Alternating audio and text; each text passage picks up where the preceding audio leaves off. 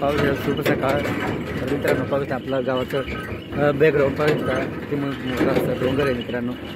तर खूप छान पद्धतीने डोंगर आहे. तर आपण जातो पावसाळ्यात फिरायला किंवा कधीमध्ये जातो फिरायला.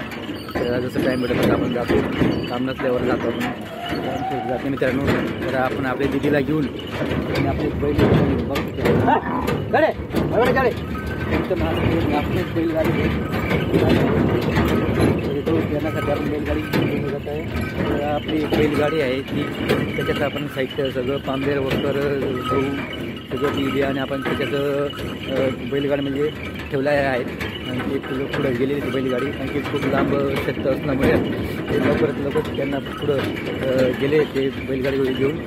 आपण आता जात आहोत बैलगाडी घेऊन आपली म्हणजे दोन बैलजोडी राहिलं म्हणजे तसं एक पांबेरला राहील एक वखर राहील.